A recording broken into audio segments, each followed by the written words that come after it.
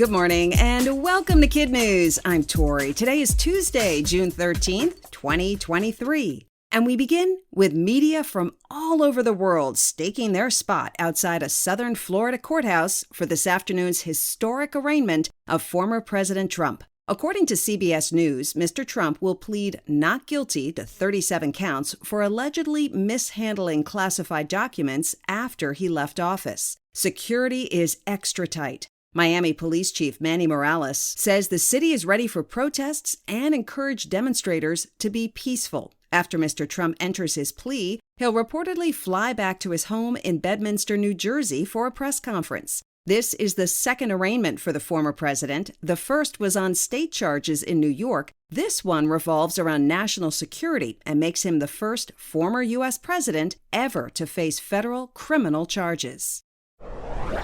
The young person who first brought climate change protests to the global stage has reached a milestone. Back in 2018, Greta Thunberg of Sweden started skipping classes every Friday to stand outside her country's parliament building to draw attention to climate change. Her school strikes led to an international student movement called Fridays for Future. But after 251 weeks, Greta has held her last school strike because she's graduated from high school. But in a tweet, the 20-year-old vows to continue protesting, saying the fight has only just begun. Greta would be proud of what's going on in Montana, a first-of-its-kind trial where the plaintiffs, or the people who brought the case to court, are mostly kids. More than a dozen young people who were between the ages of 2 and 18 when the case was first filed 3 years ago argue that their state's constitution clearly guarantees the right to a clean and healthful environment, so they feel Montana should no longer produce or rely on fossil fuel.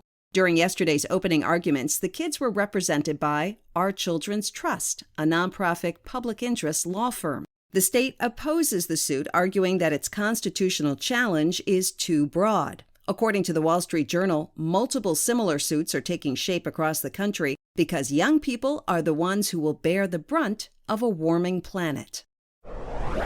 A family clearing out the home of a relative in California has made a strange discovery: more than 1 million pennies. First, they spotted some loose pennies, then some boxes, and finally dozens of bank bags stuffed in a crawl space under the house, all filled with the 1-cent coins. They estimated the number based on the weight of the bags. But now the family tells KTLA they don't know what to do with all the pennies because they can't find a bank to take them. Machines that can turn multiple coins into dollar bills charge an 8% fee. They've even listed the coins on a popular resale app asking $25,000, but so far, no takers. The family is determined to only sell the whole lot, telling the local TV station that taking less than the full value would go against the ideals of their relatives. In other KidNuz notes, a class that's become quite popular in Japan is teaching people how to smile. Now that the country is no longer requiring face masks, some people feel they've forgotten how to show their pearly whites. So the demand for smile coaching services is on the rise. A 20-year-old student told Reuters she hadn't used her facial muscles much during COVID, so it's good exercise. A private 1-hour lesson can cost about 8,000 yen or $55 US. In sports, the NBA has a first-time champion. Last night, the Denver Nuggets came out on top in a nail-biter of a game to win the series against the Miami Heat 4-1. Not only had the franchise never won a championship before last night, but they'd never even made it to the finals. And for both, they can thank their Serbian superstar, Nikola Jokic. Parade plans are pending.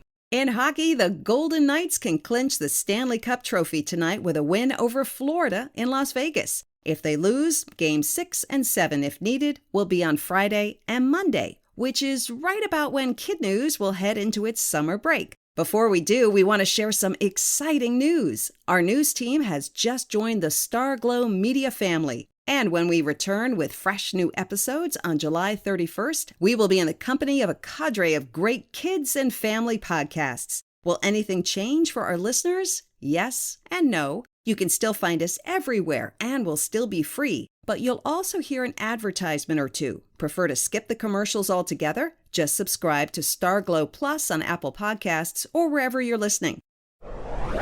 Now, today's KidNuz quiz. A trial that has young people demanding a clean and healthy environment is taking place in which state?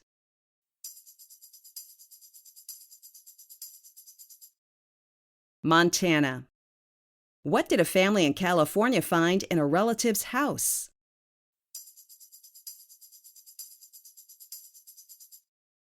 More than 1 million pennies. Which team could win the Stanley Cup trophy with a victory tonight?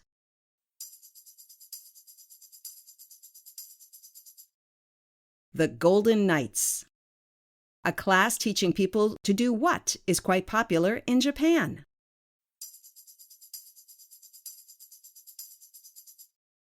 Smile.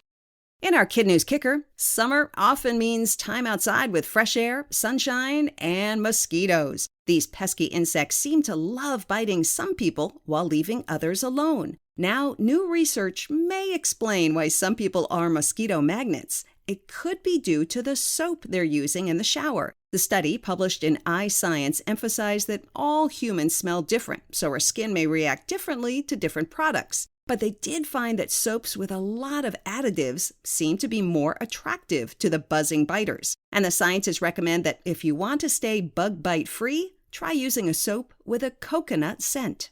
Speaking of summer, we don't want you to miss us too much while we're recharging our news batteries. So for 6 weeks starting Monday, we'll be posting a KidNuz classic story along with a Noodler challenge so you can make the story your own. It'll also help keep you sharp for our big return on Monday, July 31st. Thanks for listening. We hope you tune in for more KidNuz tomorrow morning.